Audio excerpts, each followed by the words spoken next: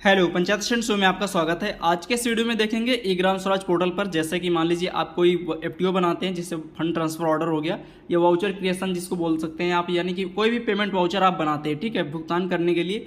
अगर मान लीजिए आपका पेमेंट वाउचर जो आपने बनाया है वो गलत हो चुका है, यानी उसमें जो डिटेल है उसको आपको अपडेट करना है। यानी बनाने के बाद अगर मान लीजिए डेबुक बंद हो गई तो क्या कर सकते हैं, या कैसे एडिट करेंगे, कैसे उसको डिलीट करेंगे, कैसे नया वाउचर बनाएंगे, सारी चीज़ें यहाँ पे आप देखने वाले हैं। मान लीजिए कभी न कभी गलती हो जाती है, एफटीओ गलत बन जाता है तो उसको हमें संशोधन करना पड़ता है। तो क्या प्रोसेस है, कैसे करेंगे, सारी चीज़ें यहाँ पर रिकवर करेंगे, ठीक है।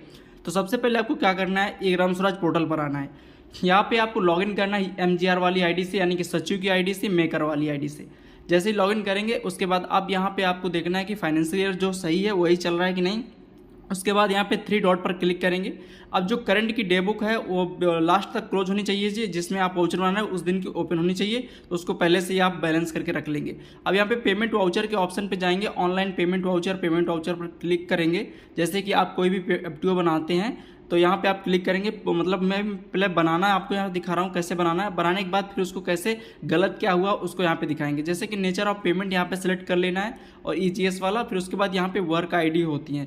अभी वर्क आईडी पे एक वीडियो आने वाला है, कैसे जैसे कि मान लीजिए आपको भुगतान लगाना है और आईडी नहीं मिल रही या इसमें पैसा नहीं इस आईडी पे, तो किस तरह से उसको मैनेज करते हैं नेक्स्ट वीडियो में आएगा। किस तरह से हम टेक्निकल अप्रूवल एडमिन आईडी से देते हैं आईडी का, फिर उसके बाद कैसे उसका जियो टैग किस तरह से क्या होता है, सारी चीज़ें यहाँ पे दिखाएंगे, तब यहाँ पे भुगतान होता है। चलिए मैं एक आईडी यहाँ पे सेलेक्ट कर लेता हूँ पेमेंट करने के लिए।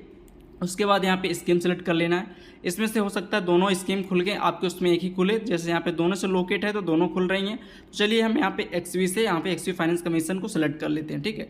अब अकाउंट हेड पे आपको सेलेक्ट करना है। जैसे आप क्लिक करेंगे select account head, smart search कुछ भी सेलेक्ट कर सकते हैं। बेसिक ग्रांट अनटाइड यहाँ पे बाय डिफॉल्ट 1 आ रहा है। उसके बाद स्टूडेंट पे यहाँ पे मेजर हेड, जैसे कि आप यहाँ पे पंचायती राज प्रोग्राम भी सिलेक्ट कर सकते हैं। उसके बाद अगर आप यहाँ पे देख सकते हैं कि बहुत सारे हेड हैं जिसके तहत हम भुगतान लगाते हैं। पार्टिकुलर किसी काम के लिए एक हेड होता है, उसके अंडर में डाला जाता है कि ये जो काम है इस हेड में आएंगे। तो जैसे कि यहाँ पे मैं वाटर सप्लाई एंड सैनिटेशन का सेलेक्ट कर लेता हूँ। उसके बाद क्योंकि ड्रेनेज है, नाली है, तो नाली के लिए मैं यहाँ पे सेलेक्ट कर लिया हूँ। उसके बाद laying of water supply management, यहाँ पे सीवरेज एंड सैनिटेशन भी आप यहाँ पे सेलेक्ट कर सकते हैं, ठीक है। उसके बाद यहाँ पे सैनिटेशन यहाँ पे मैनेजमेंट मैंने सेलेक्ट कर लिया है। और उसके बाद यहाँ पे देखिए बहुत सारे ऑप्शन है। तो यहाँ पे जो ड्रेनेज वाला एक चैनल SBMG है, तो मैं यहाँ पे इसको सेलेक्ट कर लेता हूँ, ठीक है। जैसे कि ये चीज़ें जैसे कि आउटली से आपके ग्राम पंचायत में जैसे आप भुगतान करना चाहते हैं, इस तरह से पेमेंट वाउचर क्रिएशन समय आप यहाँ पे सेलेक्ट कर लेंगे और यहाँ पे बना लेंगे। और भी प्रोसेस है, जैसे कि पंचायती राज प्रोग्राम सेलेक्ट करके आप यहाँ पे बना सकते हैं। अन्य कार्यों के लिए हम सेलेक्ट कर लेते हैं और यहाँ पे इस तरह से सेम जैसे आप एफटीओ बनाते हैं, सिंपली आप यहाँ पे अमाउंट डालेंगे। अमाउंट डालने के बाद जो भी आप यहाँ पे सेलेक्ट कर लेंगे। सेलेक्ट करने के बाद नीचे आएंगे, सेम जनरल अमाउंट में आपको अमाउंट फिल करना होता है जो ऊपर आपने फिल किया है। फिल करने के बाद यहाँ पे आपको सबमिट पर क्लिक करना होगा। देख आपको उसमें हो सकता है जैसे कि आप हैंड पंप की आईडी बना रहे हो तो और नीचे ऑप्शन खुल के आते हैं, लेकिन जनरल वाले में भर के आपको सबमिट कर देना होता है।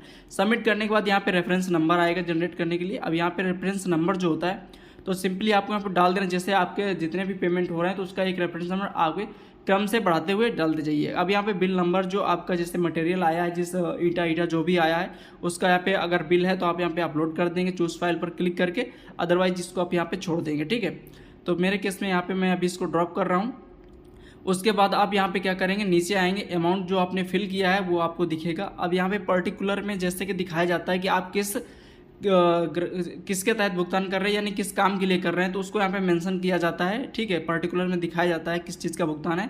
चलिए मैंने यहाँ पे अभी मैं इसको छोड़ देता हूँ। मान लीजिए ये गलती हो गई, मैंने यहाँ पे फिल नहीं किया, दिखाने के लिए मैं यहाँ पे एक्स डाल के छोड़ देता हूँ। और फिर नीचे आता हूँ PFMS। उसके बाद बैंक अकाउंट जैसे आप सेलेक्ट कर सकते हैं। उसके बाद सबमिट करेंगे। होम पेमेंट किसको पेमेंट करना चाहते हैं, स्मार्ट सर्च से भी सिलेक्ट कर सकते हैं, एजेंसी, एम्प्लॉय, रेसिडेंट्स, जो भी। यहाँ पे रेसिडेंट पे क्लिक करेंगे नीचे, तो जितने भी अकाउंट्स होंगे रेसिडेंट के आपके ग्राम पंचायत फीड होंगे वो खुल जाएंगे। उनमें से आप एक सेलेक्ट कर लीजिएगा और उसके बाद यहाँ पे सेम अमाउंट जो आपने वाउचर बनाते समय डाला था उसको यहाँ पे डाल देंगे। फिर इसके बाद नीचे यहाँ पे बाहर क्लिक करना है, ऑटोमेटिक फिल हो जाएगा। अब यहाँ पे फ्रीज एंड सेव कर सकते हैं। तो सिंपली जब हम वाउचर बनाते हैं तो फ्रीज ही करते हैं, हमारा एफटीओ जो होता है कंप्लीट बन जाता है, ठीक है। तो मेरे केस में बना हुआ है पहले से, तो मैं यहाँ पे फ्रीज नहीं करता हूँ। आपको फ्रीज करना है। जैसे आप मान लीजिए अब एफटीओ बन चुका है आपका, अब क्या करना है, तो प्रोसेस था एफटीओ बनाने का यानी कि वाउचर क्रिएशन का। अब जैसे मान लीजिए अब गलत हो गया तो क्या करना है, 3 डॉट पर क्लिक करेंगे, वाउचर ट्रांजैक्शन पर पेमेंट वाउचर पर जाएंगे। अब यहाँ पे नीचे एक है मैनेज का ऑप्शन, ठीक है। अभी ध्यान रखना कि मैं सेम डे बुक मतलब जिस दिन वाउचर बना उसी दिन पे काम कर रहा हूँ, तो क्या क्या कर सकते हैं, अगर आप डे बुक बंद कर देंगे तो क्या नहीं कर सकते, सारी चीज़ें अभी देखेंगे समझेंगे।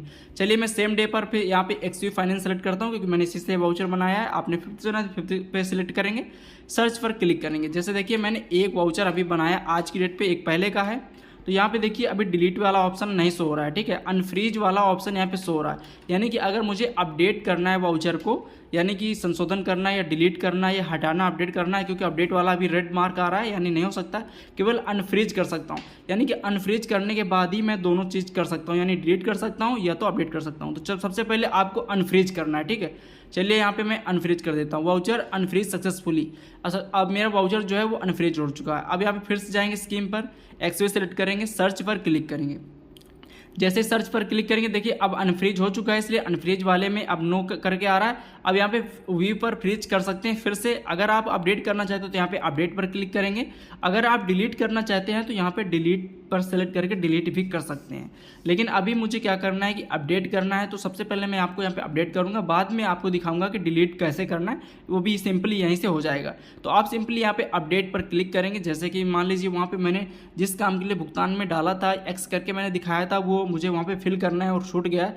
आप चाहे तो यहाँ पे अकाउंट हेड सेलेक्ट करके फिर से अमाउंट फिल कर सकते हैं, और जितना अमाउंट चाहे उतना कर सकते हैं। अकाउंट रेसिडेंट जो भी आप डिटेल डालना चाहें तो आप यहाँ पे डाल सकते हैं, ठीक है।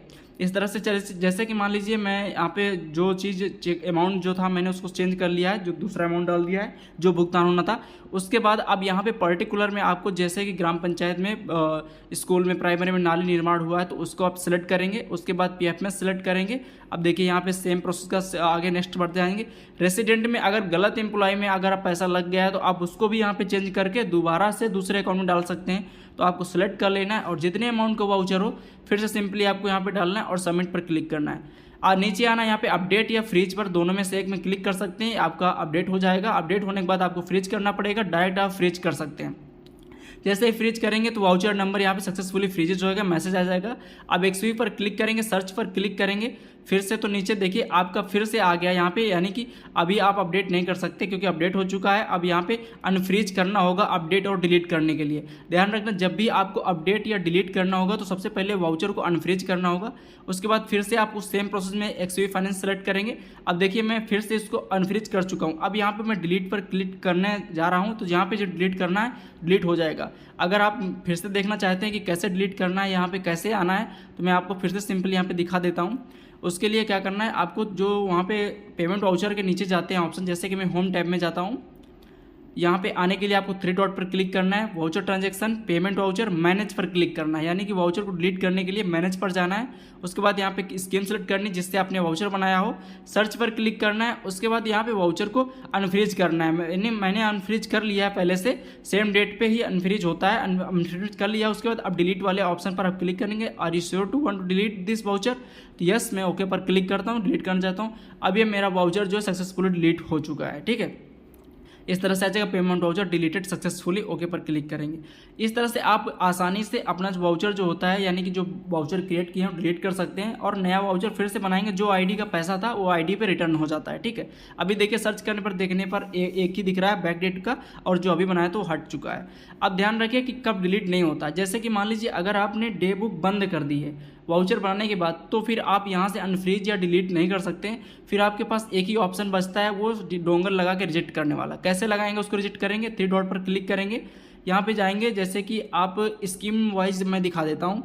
यहाँ पे जैसे कि पहले अगर आपने आज की डेट में इससे वाउचर बनाया, ठीक है, आज जैसे तो 23 है, आज की डेट में वाउचर बना, मैंने आज ही की डेट में बिना डे बुक बंद किए वाउचर को अपडेट कर दिया, सही कर दिया, तो हो जाएगा, डिलीट भी हो जाएगा, कोई दिक्कत नहीं। डे बुक बंद नहीं होनी चाहिए, ठीक है।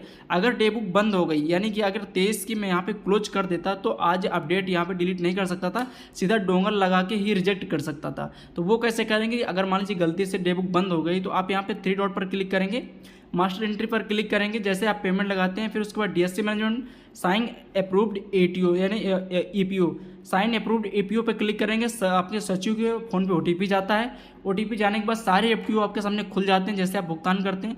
फिर वहाँ पे दो ऑप्शन होते हैं, अप्रूव एक रिजेक्ट। जब आप अप्रूव सेलेक्ट करते हैं तो पेमेंट लगाने के लिए डीएससी लगाते हैं, वहीं पे एक कॉर्नर पर होता है रिजेक्ट का, तो आप रिजेक्ट सेलेक्ट करके और रीजन पे इनवैलिड पेमेंट लिख करके, रॉन्ग पेमेंट लिख करके आप इसको रिजेक्ट कर सकते हैं। ये ऑप्शन है डेबुक बंद हो जाने के बाद। आई होप आपको समझ में आ गया होगा कि वाउचर अगर आप क्रिएट कर लिए हैं तो किस तरह से उसको मॉडिफाइड कर सकते हैं, किस तरह से उसको संशोधन कर सकते हैं।